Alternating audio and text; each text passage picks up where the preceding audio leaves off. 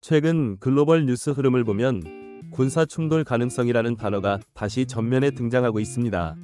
시장은 언제나 이런 단어에 먼저 반응했고 가상자산 투자자들 역시 예외가 아니었습니다. 비트코인 가격은 단순히 기술이나 수요만으로 움직이지 않습니다. 지정학적 긴장이 커지는 순간 투자자 심리는 순식간에 방어 모드로 전환되는 경향을 반복해왔습니다. 미국과 베네수엘라라는 조합이 등장하면 에너지 시장과 외환 시장이 동시에 흔들려왔다는 점을 많은 투자자들이 기억하고 계실 겁니다. 이 흐름은 가상자산 시장에도 직간접적으로 연결되어 왔습니다. 전쟁 가능성이나 군사 개입 이슈가 불거질 때 자금은 늘 가장 먼저 이동합니다. 문제는 그 이동 속도가 개인 투자자의 판단보다 훨씬 빠르다는 점입니다. 지금 시장에서 가장 위험한 선택은 이런 뉴스를 단순한 정치 뉴스로 치부하고 넘겨버리는 태도일지도 모릅니다. 과거에도 그런 순간들이 반복되었기 때문입니다. 미국의 베네수엘라 공습 가능성이 시장에서 언급되기 시작하면 가장 먼저 흔들리는 축은 에너지와 달러입니다. 베네수엘라는 세계 최대 수준의 원유 매장량을 보유한 국가이고 미국의 군사적 개입 가능성은 곧바로 원유 공급 리스크로 해석됩니다. 원유 가격이 불안해지면 인플레이션 우려가 다시 고개를 들고 그 순간 달러 강세와 금리 경계 심리가 동시에 강화되는 흐름이 나타납니다. 이 과정에서 많은 투자자들은 위험 자산 비중을 줄이려는 심리를 보이게 됩니다. 비트코인은 흔히 디지털 금으로 불리지만 실제 시장에서는 위험 자산과 안전 자산의 경계선에서 움직여 왔습니다. 지정학적 충격 초기에는 현금화와 달러 선호 현상이 강해지며 비트코인도 함께 흔들리는 장면이 반복되었습니다. 문제는 이때 발생하는 변동성이 단순 가격 등락이 아니라 투자자 심리의 급격한 방향 전환이라는 점입니다. 공습이라는 단어가 등장하는 순간 합리적 분석보다 생존 본능에 가까운 판단이 우선하게 됩니다. 이 국면에서 새로운 하위 리스크는 에너지 가격 급등이 장기화될 경우 각국의 통화 정책이 다시 긴축 쪽으로 기울 수 있다는 점입니다. 반대로 모든 군사적 긴장이 실제 충돌로 이어지지 않는 경우도 많다는 점에서 과도한 공포가 잘못된 매도 판단으로 이어질 가능성 역시 동시에 존재합니다. 그렇다면 시장은 어느 지점에서 공포를 멈추고 다시 계산을 시작하게 될까요? 이 긴장의 시간차가 다음 흐름의 핵심 변수로 작용할 수 있습니다. 과거 지정학적 리스크 국면에서 투자했던 경험을 돌아보면 가장 큰 손실은 정보 부족이 아니라 감정적 대응에서 발생했습니다. 뉴스 속보를 보고 급히 포지션을 정리한 뒤 며칠 지나 상황이 진정되면서 가격이 회복되는 장면을 여러 차례 지켜봤습니다. 그때마다 느꼈던 것은 사건 자체보다 시장이 그 사건을 어떻게 해석하는지가 훨씬 중요하다는 사실이었습니다. 이처럼 복잡한 지정학 이슈와 가상자산 시장의 연결 구조를 계속해서 분석해드리기 위해 구독을 통해 흐름을 함께 지켜보시는 것도 하나의 방법이 될 수 있습니다. 이제 실제 글로벌 보도와 공식 발표를 기준으로 이 이슈가 뉴스에서 어떤 톤으로 다뤄지고 있는지 그리고 시장 참여자들이 이를 어떻게 받아들이고 있는지를 살펴보게 됩니다. 특히 단기 반응과 중기 흐름이 왜 엇갈릴 수 있는지에 대한 질문이 남습니다. 최근 보도 흐름을 보면 미국과 베네수엘라 관련 이슈는 확정된 군사 행동이라기보다는 압박과 경고, 그리고 외교적 카드의 성격으로 다뤄지고 있습니다. 공식 발표에 따르면 에너지 안보와 제재 이행, 그리고 지역 안정이라는 표현이 반복적으로 등장하고 있습니다. 이 말들은 직접적인 공습보다 시장을 긴장시키는 신호로 작용하는 경우가 많았습니다. 시장은 사실 여부보다 가능성과 방향성에 먼저 반응하기 때문입니다. 이 시점에서 비트코인 시장을 해석할 때 중요한 포인트는 투자자들이 이 뉴스를 장기 리스크로 볼지 단기 소음으로 볼지에 따라 자금 흐름이 전혀 달라진다는 점입니다. 단기적으로는 변동성 확대가 나타나며 레버리지 포지션이 정리되는 흐름이 자주 포착됩니다. 반면 중기 관점에서는 달러 중심 질서와 에너지 패권에 대한 불신이 다시 거론되며 비트코인을 대체 자산으로 재평가하려는 시각도 동시에 등장합니다. 이 두 시선이 충돌하면서 시장은 방향 없는 진동 구간에 들어가게 됩니다. 여기서 새롭게 등장하는 하위 리스크는 뉴스 해석의 속도 차이입니다. 기관 투자자와 개인 투자자 간 정보 처리 속도 격차가 커질수록 개인은 불리한 가격에서 반응할 가능성이 높아집니다. 그러나 모든 뉴스가 시장을 지속적으로 흔드는 것은 아니라는 점도 함께 고려해야 합니다. 실제로 과거 여러 지정학 이슈는 며칠 만에 가격 충격이 흡수된 사례도 존재했습니다. 그렇다면 이번 이슈는 과연 단기 소음으로 끝날 가능성이 높을까요? 아니면 구조적 불안으로 이어질까요? 이 질문이 다음 판단의 기준이 됩니다. 최근 글로벌 주요 언론과 공식 브리핑을 종합해보면 군사행동 가능성은 언급되지만 외교적 해결 여지가 동시에 강조되고 있습니다. 관계자 발언에 따르면 즉각적인 충돌보다는 압박 수위 조절과 협상 카드 활용이 중심이라는 해석이 많습니다. 이런 톤은 시장의 극단적 공포보다는 불확실성이라는 형태로 전달되고 있으며 이는 변동성은 키우되 방향성은 제한하는 요인으로 작용하고 있습니다. 이처럼 뉴스 해석과 시장 반응의 미묘한 차이를 이해하는 데 도움이 되셨다면 좋아요를 눌러주시는 것도 콘텐츠 제작에 큰 힘이 됩니다. 최근 해킹과 거래소 사고, 개인 지갑 분실 사례가 뉴스와 신문을 통해 반복적으로 보도되고 있습니다. 고정 댓글이나 프로필에 안내된 지갑 정보를 확인해 두시는 것만으로도 자산 관리 위험을 줄이는 데 도움이 될 수 있습니다. 이제 다음 단락에서는 이런 뉴스 흐름 속에서 실제 시장 참여자들이 어떤 반응을 보이고 있는지, 그리고 투자자 심리가 어떻게 갈라지고 있는지를 살펴보게 됩니다.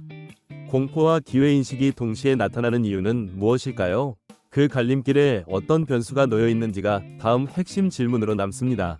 이런 뉴스 흐름이 퍼지면 가장 먼저 반응하는 집단은 개인 투자자들입니다.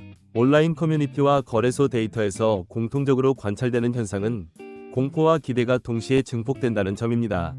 일부 투자자들은 군사적 긴장이 달러 체제의 불안으로 이어질 가능성에 주목하며 비트코인을 장기 해지 수단으로 다시 바라보기 시작합니다. 반면 다른 쪽에서는 변동성 확대 자체를 위험으로 인식하고 손실 회피를 위해 현금 비중을 높이려는 움직임을 보입니다. 이 상반된 심리는 거래량 증가와 함께 가격의 짧은 급등락으로 나타나는 경우가 많았습니다. 시장 해석 측면에서 보면 이 구간의 가격 움직임은 펀더멘털 변화라기보다 심리적 포지션 재배치에 가깝습니다. 특히 레버리지 비중이 높은 투자자일수록 작은 뉴스에도 과도한 반응을 보이며 청산이 연쇄적으로 발생하는 경향이 있습니다. 여기서 새롭게 드러나는 하위 리스크는 변동성 자체가 리스크가 되는 국면입니다.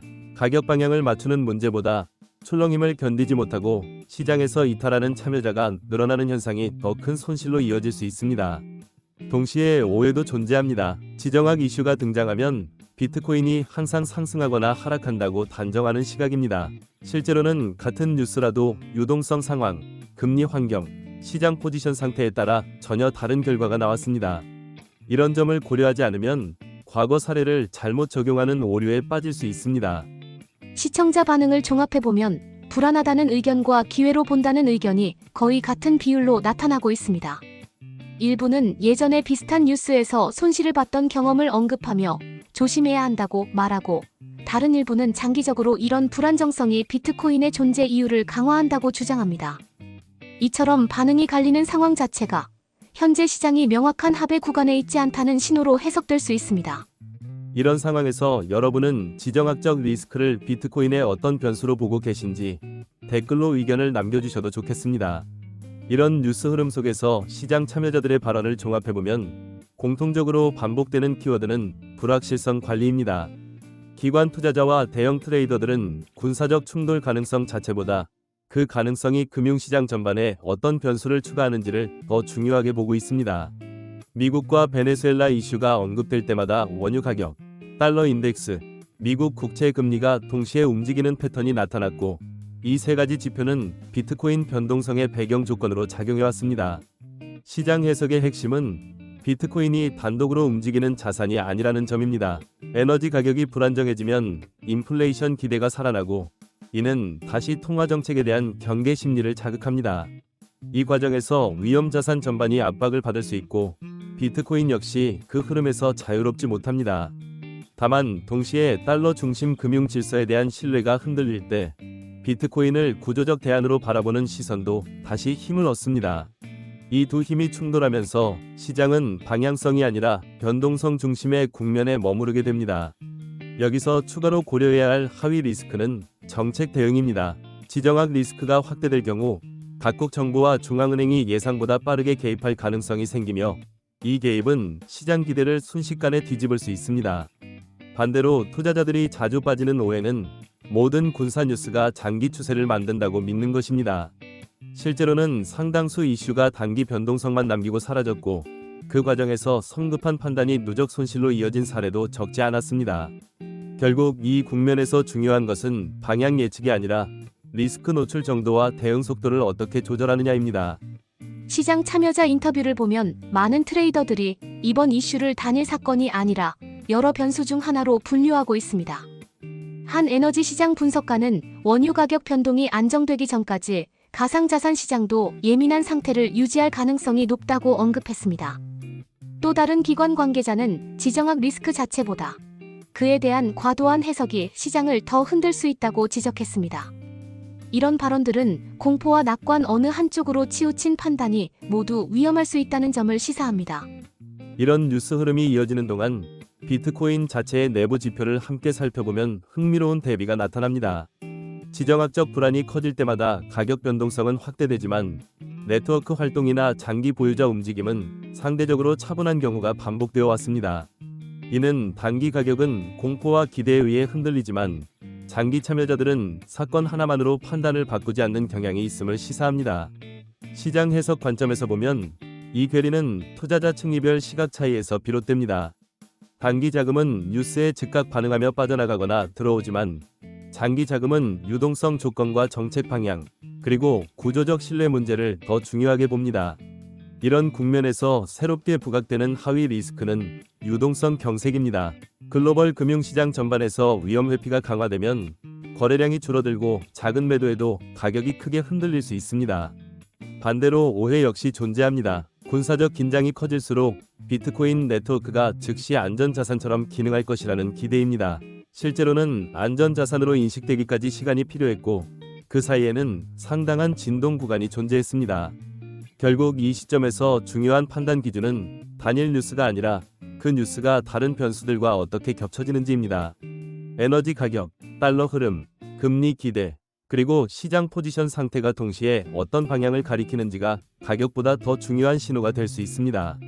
이런 복합적인 조건 속에서 투자자들은 방향성을 확신하기보다 변동성 자체를 전제로 한 대응을 고민하게 됩니다. 가격이 아니라 구조를 보는 시각이 요구되는 이유도 여기에 있습니다.